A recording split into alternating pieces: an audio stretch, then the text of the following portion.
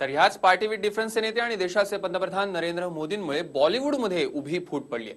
2 दिवसांपूर्वी बॉलिवूडमधील 600 कलाकारांनी मोदींना मतदान न करण्याचं आवाहन केल्यानंतर आता तब्बल 900 कलाकार मोदींच्या समर्थनार्थ मैदानात उतरले। स्वाक्षरी मोहीम राबवत मजबूत सरकार बनवण्यासाठी पुन्हा मोदींनाच निवडून द्या असं आवाहन या 900 कलाकारांनी केलंय। पाहूया मोदींसाठीच्या या बॉलिवूड युद्धासंदर्भातील एक स्पेशल रिपोर्ट। पंतप्रधान मोदींमुळे बॉलिवूडमध्ये उभी भिंत।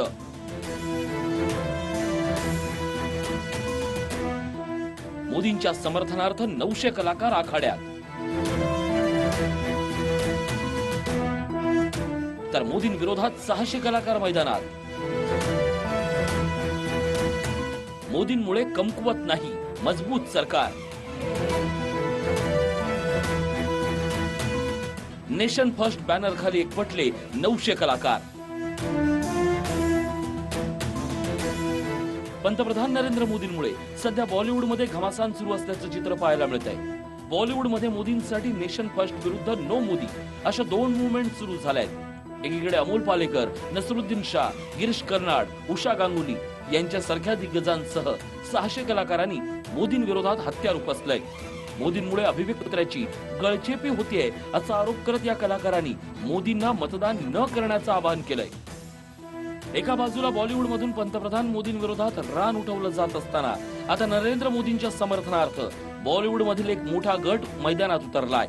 चित्रपट, नाटक आणि कला क्षेत्रातील 900 पेक्षा जास्त कलाकार पंतप्रधान नरेंद्र मोदींचं समर्थन करतायत। आगामी निवडणुकांच्या पार्श्वभूमीवर या 900 कलाकारांनी मोदींना पाठिंबा दर्शवत स्वाक्षरी मोहीम राबवली आहे। कमकुवत नाही, मजबूत सरकार हवं असं म्हणत कलाकार मोदींच्या पाठी उभे राहिलेत। आपल्याला कोणत्या गोष्टी करायला हव्या आहेत, आपण पुढे कसे जाऊ शकतो, आपण प्रोग्रेस कसा करू शकतो, ह्या गोष्टींवरती चर्चा करायला।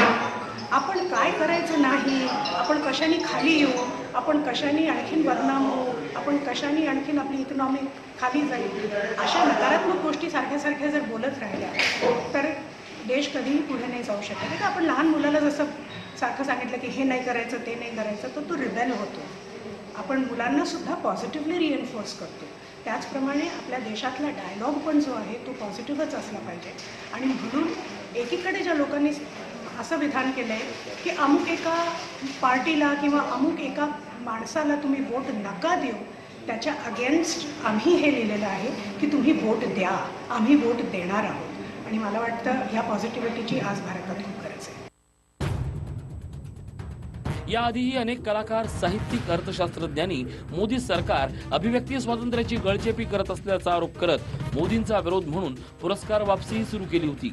यावेळी 100हून अधिक दिग्गजांनी पुरस्कार वापसी केली होती आणि संपूर्ण देशात मोदींविरोधात आवाज उठवत पुरस्कार वापसीची मोहीम छेडण्यात आली। आता तर बॉलिवूडमध्ये 2 गट पडले। मोदींच्या विरोधात मोहीम। अमोल पालेकर, नसरुद्दीन शाह, गिरीश कर्नाड, उषा गांगुली, कोंकणा सेन शर्मा, अनुराग कश्यप। मोदींच्या समर्थनार्थ मोहीम। शंकर महादेवन, विवेक ओबेरॉय, पंडित जसराज, रीता गांगुली, कोयना मित्रा, अनुराधा पौडवाल आदीच अनेक चित्रपट आणि मालिकांमधून पंतप्रधान नरेंद्र मोदींचा प्रचार होत असल्याचा आरोप वारंवार होत आलाय। यात आता लोकसभा निवडणुकीच्या तोंडावर मोदींसाठी सुरू झालेलं हे बॉलिवूडचं युद्ध कुठपर्यंत चालतं आणि ते कोणाच्या पथ्यावर पडतं हेच पाहणं महत्त्वाचं ठरणार आहे। Bureau report, TV9 Marathi. हा व्हिडिओ तुम्हाला आवडला असेल तर असे आणखी व्हिडिओ पाहण्यासाठी TV9चं YouTube चॅनल सबस्क्राइब करा, बेल बटन दाबा। ताज्या घडामोडींसाठी लॉग ऑन करा tv9marathi.com।